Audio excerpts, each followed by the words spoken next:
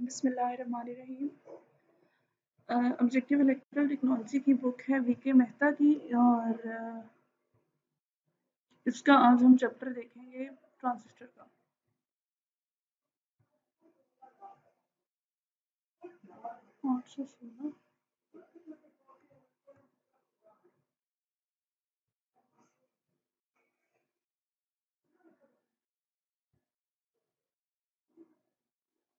Okay so अच्छा, ये book मेरे पास है सॉफ्ट फॉर्म में। इसमें एक प्रॉब्लम है जो मैं आगे जाके बताती हूँ।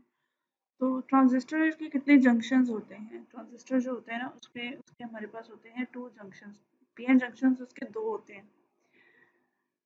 डायोड का एक होता है और एससीआर के 3 होते हैं। Let me show you.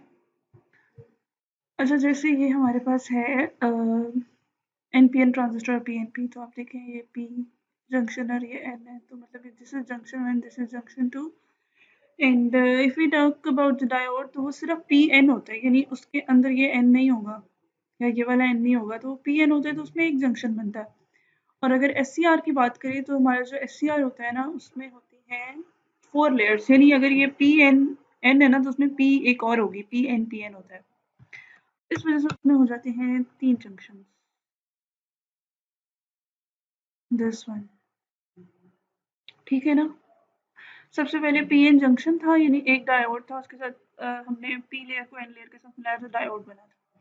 उसके बाद उसमें एक मजीद लेयर ऐड हुई थी, दैट वाज एनपीएन और वी कैन से पीएनपी। और इस तरह से जब देखा गया कि अभी हम उसमें मजीद एक लेयर ऐड कर सकते हैं, तो फिर वो पीएन लेयर थी and that was silicon control rectifier. इसमें हम गेट के थ्रू उसको कंट्रोल करके रेक्टिफिकेशन करते हैं। डायोड जो है वो that is also unidirectional, but diode जो है वो अनकंट्रोल्ड है, ठीक है। लेकिन एससीआर जो होता है this is a control rectifier.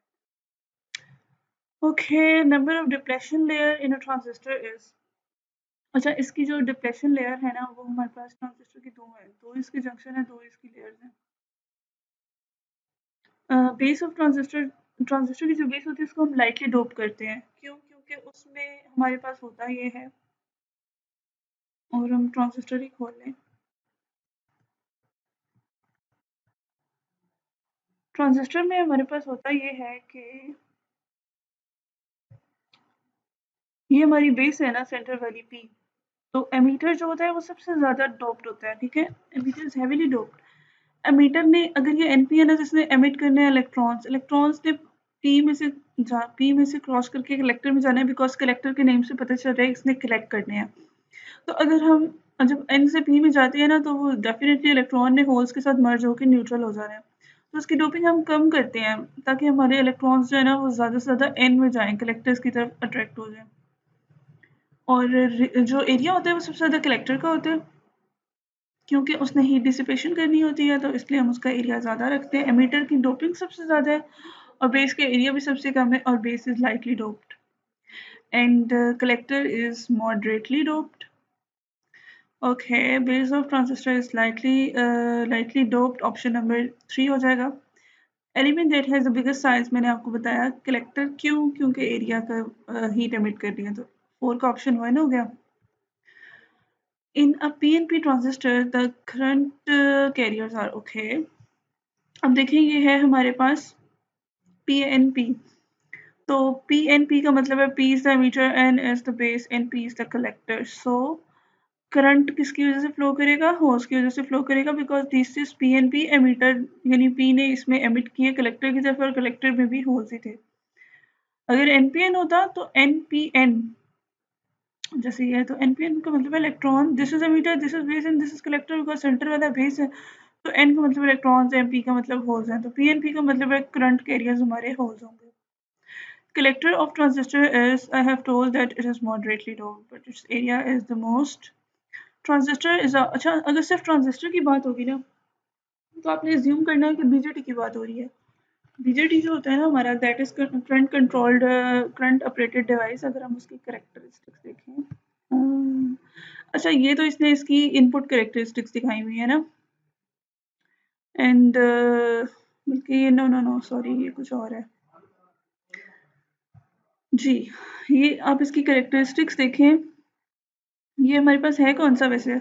देखें, इनपुट हम बेस पे दे रहे हैं, आउटपुट हम कलेक्टर से ले रहे हैं, ठीक है। एमीटर ग्राउंड है, आप उसके लिहाज से भी कहते हैं this is a common ammeter terminal, but input हम बेस पे दे रहे हैं, आउटपुट हम कलेक्टर से ले रहे हैं। तीसरी चीज बच गई, दैट इज एमीटर। एरो को भी देख लें, जो एरो जिस तरफ जा रहा होता है ना, अगर एरो इन साइड है तो जिस तरफ एरो होता है वो एन होता है, यानी दिस इज बेस, तो इसका मतलब बेस एन है, तो डेफिनेटली ये पी पी होंगे, तो पी एन पी बन गया। और हमारे पास एरो जब इस साइड पे डाउनवर्ड, जिसका मतलब है एमीटर इज एन, तो एन पी एन बन गया। मतलब ये अगर आपके पास सिंबल हो तो आपने देखना है कि पी एन पी है या एन पी एन है, तो दिस इज द वे। जिस तरफ एरो पॉइंट करेगा, बेस की तरफ कर रहा है तो उसका मतलब बेस इज एन, एमीटर की तरफ कर रहा है तो एमीटर इज एन, और फिर उसके लिहाज से आपने देखना अगर ये एन है तो उसका मतलब है डेफिनेटली कलेक्टर भी एन होगा, ऑपोजिट। ओके, सो अच्छा, ये इसकी करेक्टरिस्टिक कर्व है, तो ये है कौन सा? कॉमन एमीटर है। कॉमन एमीटर है। अच्छा, इसकी करेक्टरिस्टिक कर्व में आप देखिए ना, आई सी और वी सी बी के दरमियान में अगर ये प्लॉट हो रही है तो आई ई जो है, यानी उसने क्या किया, उसने कुछ ऐसे किया होगा कि उसने एमीटर के करंट को, ये क्या हो गया, उसने एमीटर के करंट को किया होगा एक स्पेसिफिक रीजन तक उसको इंक्रीज करते हैं। यानी आप ये समझ लें कि हमने बी ई की जो पोलैरिटी लगाई हुई होगी ना, बी ई पे जो हमने बाइसिंग की होगी, बाइसिंग मतलब कि application of DC voltage across electronic element, उसके बगैर इलेक्ट्रॉनिक एलिमेंट एक्टिवेट नहीं होता। तो उसने जब बाइसिंग की होगी तो उसने एमीटर को बढ़ाया होगा, मीटर के, फिर उसने एक स्पेसिफिक 50 मिली एम्पेयर पे आके उसको स्टॉप कर दिया होगा, और उसके बाद उसने वीसीबी या वीसीई को उसने चेंज किया होगा। तो इस वजह से आप देखिए कि कलेक्टर और वीसीबी के दरमियान की प्लॉट है, और इलेक्ट्रॉन्स एमीटर का करंट जो है वो हमें इस साइड पे नजर आ रहा है, तो ये हमारे पास एक करंट कंट्रोल डिवाइस है। तो जो इसका रीजन है ना कांस्टेंट वाला, दैट इज एक्टिव रीजन, और इसमें ट्रांजिस्टर यूज होता है, एज अ एम्पलीफायर यूज होता है। और इसका ये जो रीजन है जिसमें करंट आईसी बढ़ रहा है, दैट इज सैचुरेशन, और नीचे ये कट ऑफ लिखा हुआ है लेस देन जीरो, जब हमारा करंट 0 मिली एम्पेयर था, एमीटर करंट। तो सैचुरेशन और कट ऑफ में ये डिजिटल सर्किट्स में यूज होता है, ऑन ऑफ में, मतलब सैचुरेशन में ऑन, कट ऑफ में यानी ऑफ स्टेट में जाएगा। यानी ट्रांजिस्टर की आप ये देख लें कि ट्रांजिस्टर की ये करेक्टरिस्टिक कर्व है। सबसे पहले हम किसी इलेक्ट्रॉनिक एलिमेंट जो होता है ना, उसको उसको पहले हम उसकी पहले करेक्टरिस्टिक्स देखते हैं, फिर उसकी एप्लीकेशन की तरफ जाते हैं। तो मैंने आपको एप्लीकेशन इसकी दो बताई हैं, एम्पलीफायर और स्विच के तौर पे। ओके, सो काफ़ी टाइम लग गया इस एमसीक्यूज पे। जब सिंपल ट्रांजिस्टर की बात होगी, इसका मतलब है कि हम बीजेटी की बात करें। अगर एफईटी होगा, एफईटी जो है that is a voltage control device. यहाँ पे हम एफईटी को देख भी लेते हैं। उसमें ये होगा, जहाँ पे यहाँ पे आई ई था ना, वहाँ पे आई जो एफईटी होता है उसमें वीजीएस होता है, गेट सोर्स कैरेक्टरिस्टिक कर्व।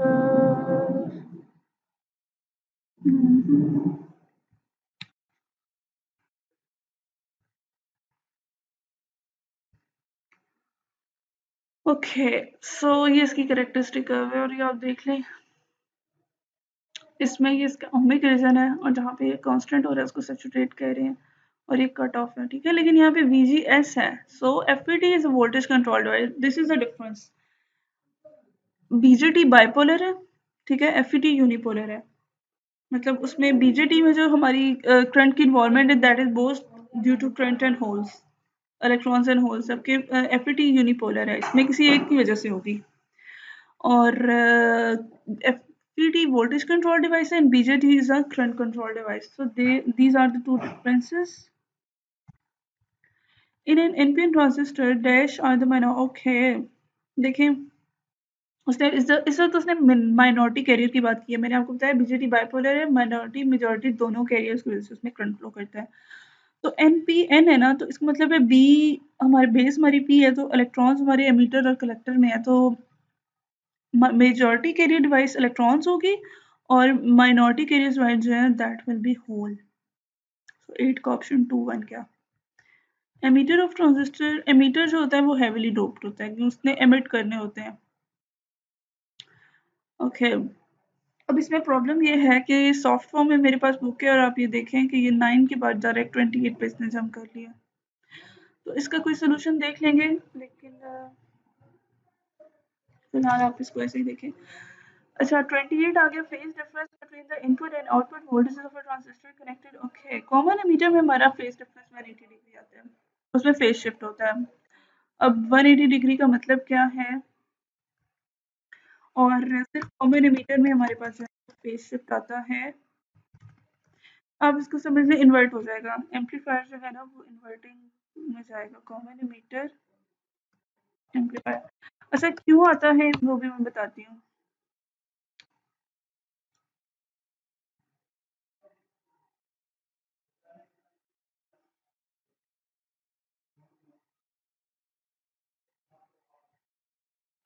होता किस तरीके का है, वो इस तरह का होता है, ऐसे ही है। इसमें यहाँ से ज़्यादा अच्छी समझ आएगी, और ये भी ठीक है। कॉमन एमीटर देखें, इसकी जहाँ पॉजिटिव है आउटपुट पे नेगेटिव आ रही है, ये पॉजिटिव है लेकिन आउटपुट पे, मतलब this is the phase shift के जहाँ पॉजिटिव पीक है वहाँ नेगेटिव है, जहाँ नेगेटिव है वहाँ पे पॉजिटिव है। ये बिल्कुल इसके साथ ऐसे आती है जैसे अगर ये किसी जगह पे इसने मतलब एग्जैक्टली जहाँ पे उसका जीरो होता है ना वहाँ पे इसका जीरो होता है। देखें, जहाँ पे इसका जीरो होता है ना ये बिल्कुल इसके ऊपर आएगी, यानी इनपुट इसका इस तरीके का है। जीरो क्रॉसिंग इनकी मैच करेगी बट फेज शिफ्ट है। अच्छा, कॉमन एमीटर में फेज शिफ्ट आता क्यों है? अगर हम इसकी केवीएल लगा के इसकी इक्वेशन देखें ना, तो अच्छा हम इनपुट दे रहे हैं बेस पे, आउटपुट हम ले रहे हैं कलेक्टर से। तो अगर हम इसकी यहाँ पे इक्वेशन लिखेंगे ना, that will be something like इस कॉन्फ़िगरेशन में आप देखें जिसमें रजिस्टर है, तो वो हमारी जो इसकी केवीएल की इक्वेशन बनेगी वो उसमें कुछ इस तरह से होता है कि VCE is equal to VCC minus ICRC। इस लूप में मैंने केवीएल लगाया, दिस VCC माइनस ICRC और VCE this is collector and this is emitter, मतलब इसमें आए हैं हम, ऐसे केवीएल लगाए स्ट्रेट यहाँ तक। तो VCE is equal to VCC minus ICRC अगर है तो उसमें फिर ये होता है कि आप अगर इनपुट बेस पे दे रहे हैं तो आप देखें बेस का करंट तो बढ़ेगा, तो बेस का करंट बढ़ेगा तो डेफिनेटली कलेक्टर का भी बढ़ेगा। नाउ VCE जो है ना वो कलेक्टर से हम क्योंकि आउटपुट ले रहे हैं, और एमीटर मैंने इसलिए बोला है क्योंकि एमीटर कॉमन है, वो बेस की साइड पे भी है और कलेक्टर की साइड पे भी है। तो क्योंकि माइनस ICRC है, इक्वेशन कुछ इस ऐसे है कि equation VC is equal to VCC minus ICRC, तो जब IB बढ़ रहा है तो IC बढ़ रहा है, लेकिन IC का नेगेटिव जो है वो साइन दूसरी साइड पे बाहर आ जाता है, ठीक है। तो नेगेटिव का मतलब हमेशा इन्वर्ट है कि उसकी पोलैरिटी इन्वर्ट हो रही है। अच्छा, ये MCQs मैंने आज आपको सिर्फ 10 बताए और काफ़ी ज़्यादा लंबी लेंथी वीडियो हो गई है, सो फिलहाल आज के लिए इतना ही।